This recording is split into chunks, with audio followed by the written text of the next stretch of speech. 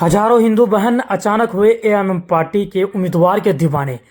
नामपल्ली से यह बड़ी अपडेट निकल कर आ रही है। दोस्तों, आप सभी ऑल इंडिया मजलिस इत्तेहादुल मुस्लिमीन के चाहने वालों के लिए देखिए किस तरह से हमारे हिंदू भाई और बहनें बैरिस्टर असदुद्दीन अवैसी साहब के उम्मीदवार को किस तरह से माला पहनाकर स्वागत कर रहे हैं और पगड़ी भी पहना रहे हैं। खासतौर से ये दलित समाज के लोग हैं जो बैरिस्टर असदुद्दीन अवैसी साहब के उम्मीदवार को इतना पसंद करते हैं और नामपल्ली विधानसभा से इस बार इन्हें अपना एमएलए भी चुनने के लिए पूरी तरह ये लोग तैयार हैं कि 30 नवंबर के दिन सुबह निकलकर अपने एक एक वोट का इस्तेमाल करते हुए मजलिस इत्तेहादुल मुस्लिमीन को कामयाब करें।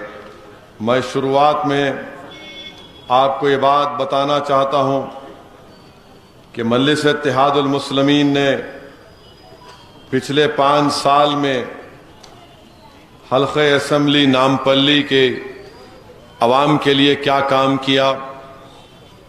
मुखालिफीन मजलिस तो बहुत सी बातें करेंगे, मगर इस बात का आपके जहन में इस बात को डालना चाहूँगा कि माजिद हुसैन जो मजलिस के उम्मीदवार हैं, उन्होंने नामपल्ली की आवाम के लिए 2 मरतबा बहैसियत रुकने बल्दिया आपने उनको मुंतखब किया। माजिद हुसैन नामपल्ली के अवामी मसाइल से दूसरे उम्मीदवारों से ज़्यादा बखूबी वाकिफ़ है। माजिद हुसैन को अवामी खिदमात का एक तजुर्बा है। माजिद हुसैन हैदराबाद के 3 साल के लिए मेयर भी थे और हल्क़े असम्बली नामपल्ली की आवाम को ये एहसास भी हासिल है कि जब मजलिस का नुमाइंदा हैदराबाद का मेयर था तो 75 ममालिक की एक बैनुल-अक़वामी कॉन्फ्रेंस क्लाइमेट चेंज के ऊपर COP के नाम से मुनक्कद की गई थी। तो उसमें 2 सेशन ऐसे थे जिसकी सदारत माजिद हुसैन ने की। 75 ममालिक के जिम्मेदारान हैं और सरजमीन नामपल्ली का आपका बेटा माजिद हुसैन उस सेशन की सदारत कर रहा था। तो हर एतबार से अगर आप देखेंगे तो मजलिस के उम्मीदवार में वो तमाम काबिलियत है जो बहैसियत रुकन असम्बली के वो नामपल्ली की आवाम की खिदमत कर सकता है।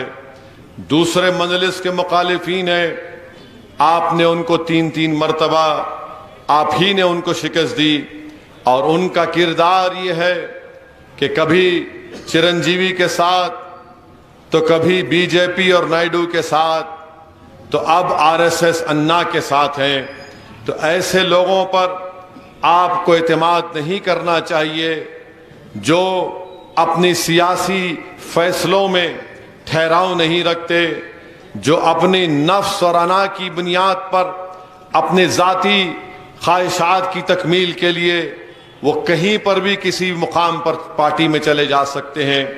मेरे अजीज दोस्तों और बुजुर्गों, मैं आपको बताना ये ज़रूरी समझता हूँ कि मजलिस के मुखालिफीन मजलिस पर इल्ज़ाम लगाते हैं कि मजलिस फ़िरक़ा परस्त पार्टी है, मगर सच्चाई ये है कि नामपल्ली में 5 साल में 1185 कल्याणा लक्ष्मी की जो स्कीम है, जो हमारे गैर मुस्लिम बहनों के लिए 1185 शादियों का स्कीम यहाँ पर मजलिस की नुमाइंदगी पर 5 साल में दिए गए।